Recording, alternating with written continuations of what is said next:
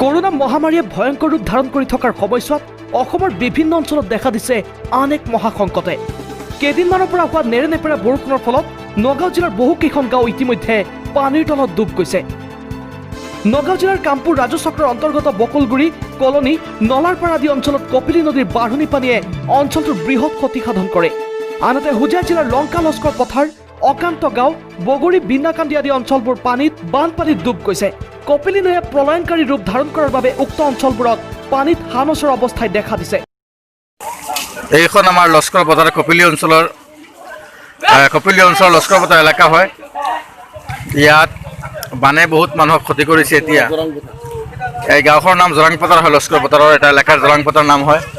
এতিয়া আপোনালোকে দেখিব পাইছে বানপানীয়ে মানুহক কিমান কষ্টত পেলাইছে।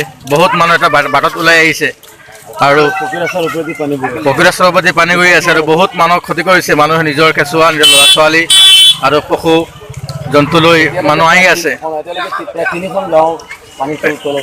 এই আমাৰ মাজত আছে আমাৰ গাঁৱৰ এজন মুৰব্বী, তেখেতৰ পৰা আমি অলপ শুনিবলৈ চেষ্টা কৰিম। তেখেতে আমাৰ সন্মুখত অলপ ক'ব। এই মুহূৰ্তত ক'বলৈ ওলাইছোঁ, কপিলী নদীৰ বাঢ়নী পানীয়ে বৰ্তমান আমাৰ জৰাং পথাৰ আৰু লস্কৰ পথাৰলৈ বৃহৎ এলেকা প্ৰায় 3-4খনমান গাঁও পানীৰ তল গৈছে আৰু মানুহৰ অৱস্থা বৰ বিপদজনক। গতিকে চৰকাৰে অতি সোনকালে কিবা এটা ব্যৱস্থা লওক এইখিনি মানুহৰ কাৰণে আৰু ৰিলিফৰ ব্যৱস্থা কৰক আৰু মানুহখিনি উদ্ধাৰ কৰিবৰ কাৰণে চৰকাৰে যিকোনো উপায় গ্ৰহণ কৰক। নহ'লে মানুহৰ অৱস্থা বৰ বিপদ সীমাৰ ওপৰেদি পানী বৈ আছে। ক'বলৈ ভাষা নাই।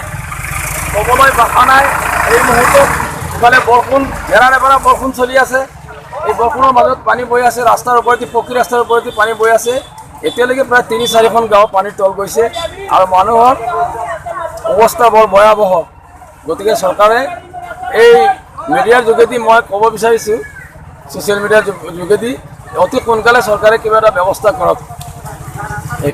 হাজাৰ হাজাৰ বিঘা খেতি মাটি বন্যাৰ কবলত পৰাৰ লগতে সহস্ৰাধিক ঘৰ বাৰীৰ ভীষণ ক্ষতি সাধন কৰিছে। কি কৰিব, কি বচাব, ক'ত আশ্ৰয় ল'ব তাক লৈ সমূহ ৰাইজ বিমূৰত পৰিছে। আহাৰ পানী পৰিত্যাগ কৰি গৰু ছাগলী হাঁহ কুকুৰা তথা বয় বস্তু নিৰাপদ স্থানলৈ নিয়াত ব্যস্ত হৈ পৰিছে ৰাইজে।